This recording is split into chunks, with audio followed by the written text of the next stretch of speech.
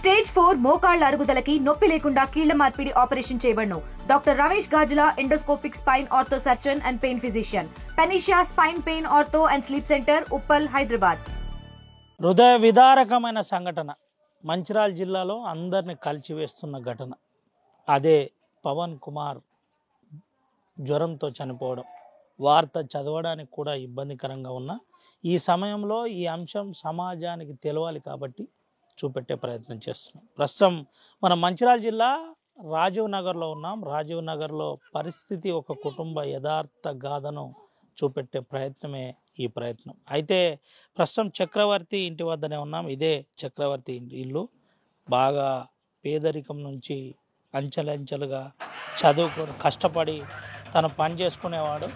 అయితే ఈ చక్రవర్తి అంశంలో ఏం జరిగింది? చక్రవర్తికి ఇద్దరు సంతానం, అందులో పాప, బాబు. పాప కూడా ఇటీవల చనిపోయింది. అది ఆ తండ్రి, కూతురు, ఇటు భార్య, ముగ్గురు చనిపోయిన పరిస్థితి. అది సూసైడ్ చేసుకోవడం జరిగింది. సూసైడ్ ఎందుకు చేసుకోవాల్సి వచ్చింది ఏంటి అనే కోణంలో ఒకసారి వివరాల్లోకి వెళ్తే, పవన్ కుమార్ అనే తన కుమారుడు విషజ్వరంతో వైరల్ ఫీవర్ వచ్చింది. ఆ వైరల్ ఫీవర్ కాస్త ట్రీట్మెంట్ అందించలేని పరిస్థితిలా ఉండే, కొంత ఇబ్బందికర పరిస్థితి ఉండే. ఇక్కడ నుంచి మహారాష్ట్రలోని చంద్రపూర్ సమీపంలోని వరదకు తీసుకెళ్లడం జరిగింది. ఆ వరదలో శివగ్రామ్ దగ్గర వరదలో ట్రీట్మెంట్ తీసుకున్నారు. బ్లడ్ ఇన్ఫెక్షన్ వచ్చిందని చెప్పారు. ఆ విషజ్వరంతోనే బాబు పవన్ కుమార్ చనిపోవడం జరిగింది. పవన్ కుమార్ చనిపోయిన అనంతరం పవన్ కుమార్ చనిపోయిన తర్వాత 2 నెలలు చాలా కుంగిపోయిన పరిస్థితి. భార్య భర్తతో పాటు ఇటు పాప కూడా ఒక డిప్రెషన్కి వెళ్ళిన పరిస్థితి కనబడుతుంది. మనం చూపెట్టచ్చు. ఇదే ఇల్లు. బాబు పవన్ కుమార్కి సంబంధించిన ఫొటోస్ ఇవి. ఆ ఫొటోస్ మనం కెమెరామెన్ సాయంతో చూపెడుతున్నాం. బలవన్మరణం పాల్పడడానికి పురుగుల మందు సేవించిన అనంతరం బలవన్మరణానికి పాల్పడ్డ పరిస్థితి. ఈ బలవన్మరణం ఎప్పుడైతే పురుగుల మందు సేవించారో ఇక్కడ నుంచి నేరుగా ఏరియా ఆసుపత్రికి తరలించారు. ఏరియా ఆసుపత్రికి తరలించిన అనంతరం అక్కడి నుంచి వరంగల్ ఎంజిఎంకు తరలించిన పరిస్థితి కనబడుతుంది. అయితే ఈ చనిపోవడానికి ప్రధాన కారణం ఏంటి అంటే, కొడుకు లేని లోకం నాకు వద్దు, కొడుకు దగ్గరికే నేను వెళ్ళిపోతానని చాలాసార్లు చెప్పే ప్రయత్నం జరిగింది. ఆ చాలాసార్లు చెప్పే ప్రయత్నంలోనే 2 నెలల తర్వాత ఇటు కుటుంబ సభ్యులందరూ కూడా విదారకమైన యథార్థం, ఇబ్బంది కలిగించే వార్త ఇది, కన్నీళ్లు పెట్టించే కథ ఇది. ముగ్గురు కూడా ఇటు భార్య, ఇటు చక్రవర్తితో పాటు కూతురు కూడా ఆత్మహత్య అంటే బలవన్మరణానికి పాల్పడ్డ పరిస్థితి. అది పురుగుల మందు సేవించిన పరిస్థితి. మనతో పాటు చక్రవర్తి తల్లి ఉంది. అమ్మతో ఒకసారి ఫస్ట్ మాట్లాడిద్దాం. ఈ సమయంలో మాట్లాడించవచ్చు, కానీ సమాజానికి విషయం తెలవాలి, ప్రభుత్వం దీనిపై స్పందించాలి కాబట్టి మాట్లాడిద్దాం. అమ్మ, ఏం పేరు? నా పేరు లత. ఏం జరిగిందమ్మా అసలు? నా కొడుకు చచ్చిపోయిండు. కొడుకు, కోడలు, మనవరాలు. ఎట్లనమ్మా, ఎందుకోసం చనిపోయారు? వాళ్ళ బాబుని మర్చిపోలేక, వాళ్ళ బాబు జ్వరం వచ్చి చచ్చిపోయిండు. చచ్చిపోతే బాబుని మర్చిపోలేక 2 నెలలుగా తల్లాడిండ్రు. పురుగుల మందు తాగి చచ్చిపోయిండ్రు. ఏందమ్మా మీతో చివరికి ఎప్పుడు మాట్లాడండి? చక్రవర్తి లేదు, మాట్లాడలే.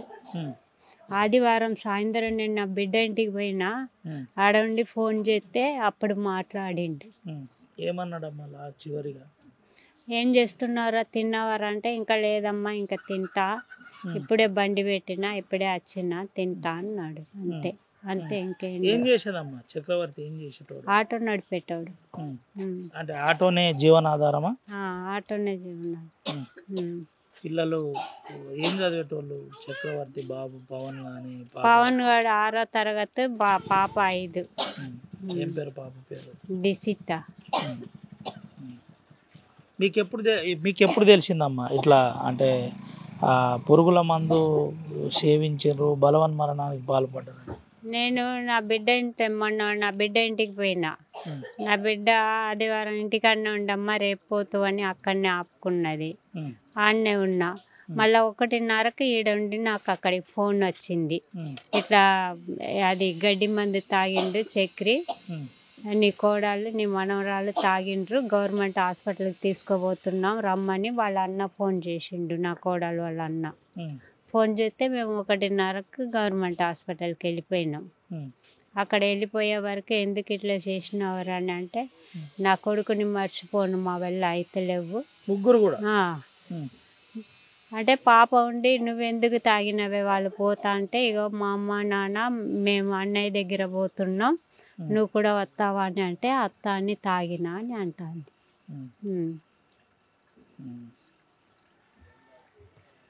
ఇది పరిస్థితి చాలా ఇబ్బందికర యథార్థం ఇది. అమ్మ నాన్న తమ్ముని దగ్గరికి పోతున్నాం, నువ్వు కూడా వస్తావా అనే ఒక కన్నీళ్ళు తెప్పించే కథ ఇది. ఆ కథ చాలా ఇబ్బందికరంగా ఉన్నప్పటికీ ఒకసారి తమ్మునితో కూడా చక్రి ఏమవుతున్నానండి. మా అన్నయ్య ఇలాగే బాబు చనిపోవడం, మా అన్నయ్య కొడుకు చనిపోవడం వల్ల డిప్రెషన్లోకి పోయి ఇలా చనిపోయాడు, గడ్డి మంది తాగాడు. అయితే వాళ్ళు ప్రేమించి పెళ్లి చేసుకున్నారు, అల్లారు ముద్దుగా పెంచుకున్నారు మా అన్నయ్య కొడుకుని. అంత ముద్దుగా పెంచుకున్న తర్వాత ఇట్లా అంతకుముందు జ్వరం కానీ అది కానీ ఏమీ లేదు, సడన్లీ ఇలా జరగడం వల్ల వైరల్ జ్వరం అని చెప్పేసి తెలిసిన వల్ల ఇలా సడన్లీ జరగడం వల్ల సడన్లీ జరిగి చనిపోయడం వల్ల వాళ్ళు డిప్రెషన్లోకి పోయి ఇలా చేద్దామని చెప్పేసి అనుకుంటుంటే అందరం ఎంతమంది అన్నీ చెప్పినాం, ఏమీ లేదు. ఇలా 2 నెలల తర్వాతనే నేను ఎందుకు అని చెప్పేసి అనుకుంటే, రీసెంట్గా నేను మాట్లాడినా హాస్పిటల్లోనే నేను ఉన్నా, మాట్లాడితే ఇట్లా బర్త్డే వచ్చింది మా అన్నయ్య కొడుకుది, బర్త్డే 1 నెల తర్వాత బర్త్డే వచ్చింది. ఆ బర్త్డే కోసం చనిపోయిన తర్వాత బర్త్డే వచ్చింది రీసెంట్గానే. ఆ చనిపోయిన తర్వాత బర్త్డే అయిన తర్వాత ఇలా గడ్డి మందు తాగేసి పేరు అంటే, ఎందుకంటే బర్త్డే కోసం ఆగినట్టున్నారు అనుకుంటున్నాం మేమైతే. వాళ్ళతో మాట్లాడినాం, ఇది జరిగింది. హాస్పిటల్కి పోయినావు, అన్నతో మాట్లాడినావు, అన్న ఏం చెప్పిండు ఇప్పుడు? అన్నకు ఫస్ట్ మా అన్న బిడ్డ చనిపోయింది, దీక్షిత.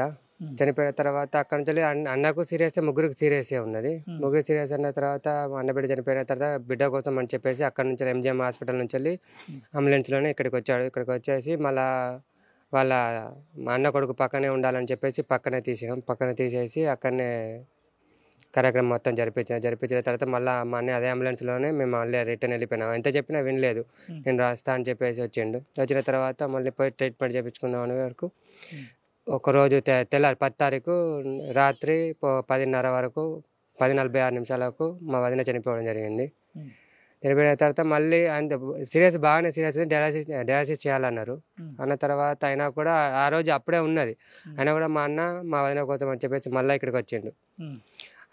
ఇక్కడ కార్యక్రమం మొత్తం చేసేసి మళ్ళా అంబులెన్స్ రిటర్న్ పోలేదు. అయితే మళ్ళీ తెల్లారి ట్రైన్కి వెళ్ళినాం. పడుకొనే ఉండి ఎంత కష్టమైనా కూడా చేసేసి మళ్ళీ అడిగి వెళ్ళిన తర్వాత 15 తారీఖు నిన్న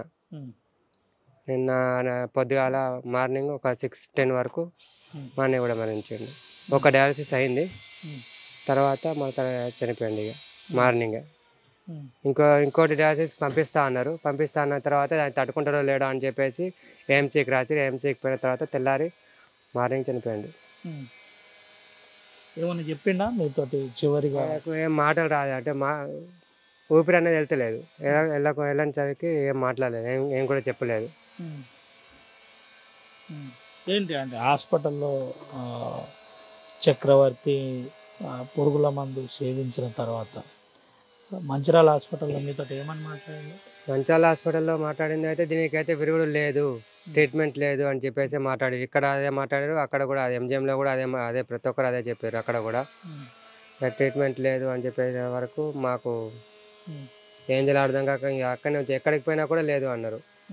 ఎంజిఎంలోనే ఉన్నాడు, ఎంజిఎంలోనే మొత్తం జరిగింది, రాకటా పోకటా మొత్తం.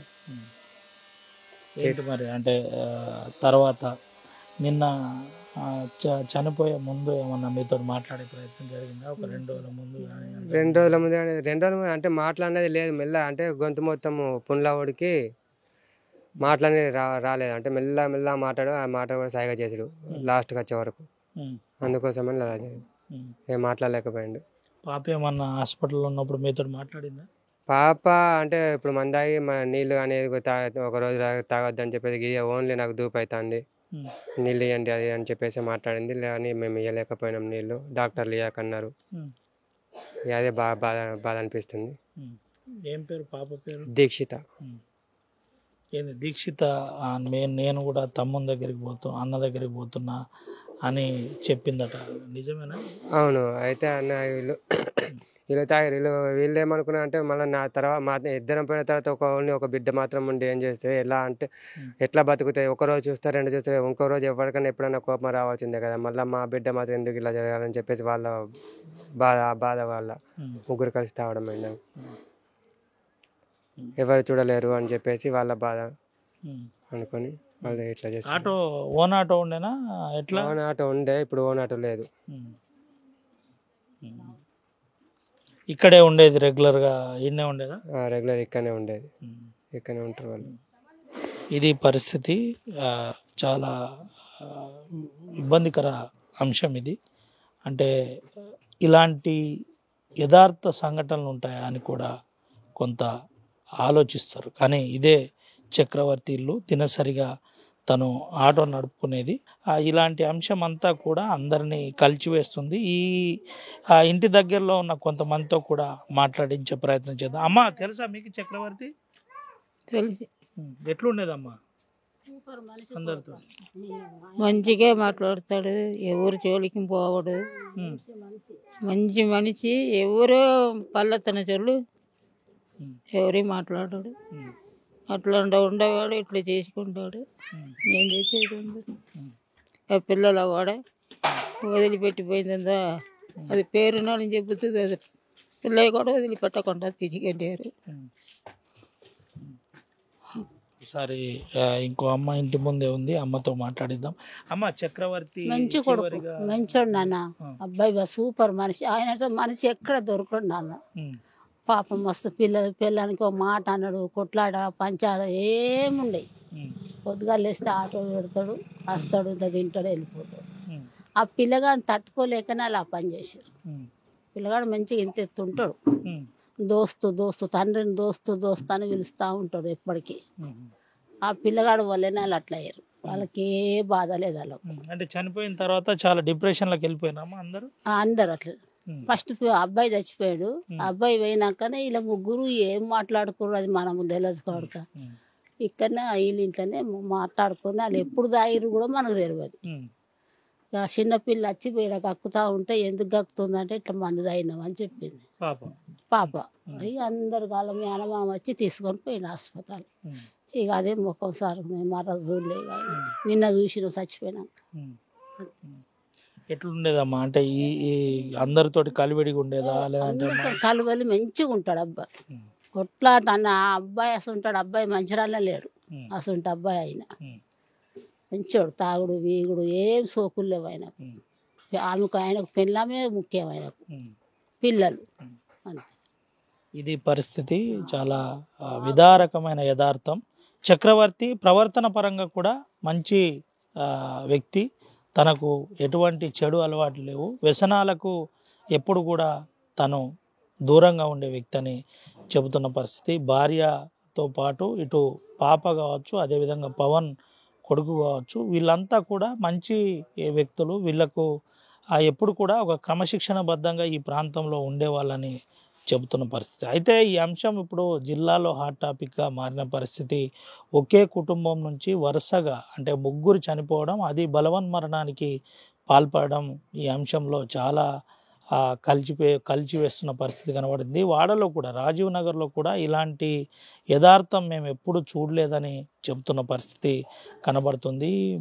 నాతో అంటే చివరిగా మాట్లాడినప్పుడు వాళ్ళ అమ్మమ్మ చెబుతున్న విధానం ప్రకారం చివరిగా పాప మాట్లాడుతూ ఒక అంశం చెప్పింది. మేము కూడా మా అన్న దగ్గరికి పోతున్నామని చెప్పిన అంశం అది అందరినీ కలిచివేస్తున్న ఘటన. అయితే పవన్ లేని లోకం మాకు వద్దనుకున్నారు. అందుకనే ఇటు భర్త, భార్య, అదేవిధంగా అటు పాప కూడా ముగ్గురు కూడా బలవన్మరణానికి పాల్పడ్డ ఘటన ఇప్పుడు జిల్లాలోనే సంచలనంగా మారిన పరిస్థితి కనబడుతుంది. అయితే ఈ అంశంలో ప్రధానంగా ప్రభుత్వం తరపున ఇప్పటికీ ఎవరు వాళ్ళ కుటుంబానికి కనీసం పరామర్శించడానికి కూడా రాలేని దుస్థితిలో ఉందని చెప్పక తప్పదు. వరాల అంశం చూసినట్టు కనుకైతే దినసరిగా రోజువారీగా ఆటో నడుపుకొని బతికే చక్రికి సంబంధించిన అంశం కాస్త ముగిసిపోయింది. ఆ అంశం మమ్మల్ని అందరినీ కంటతడి పెట్టిస్తుంది. నిజానికి చాలా మంచి కొడుకు అని ఆ ఇంటి పక్క వాళ్ళు కూడా చెబుతున్న పరిస్థితి కనబడుతుంది. సుమంతో రవినాయక్ RTV ఆదిలాబాద్. తెలుగులో ఫాస్టెస్ట్ న్యూస్ ఇప్పుడు కొత్త అవతారంలో 5 సెకండ్లోనే పూర్తి వార్తా సమాచారం మీ చేతిలో. సోషల్ మీడియా ట్రెండ్స్ మీ కళ్ళ ముందుకే live TV and voice search options తో ఇప్పుడే డౌన్లోడ్ చేయండి. యాప్ లింక్ డిస్క్రిప్షన్ లో ఉంది.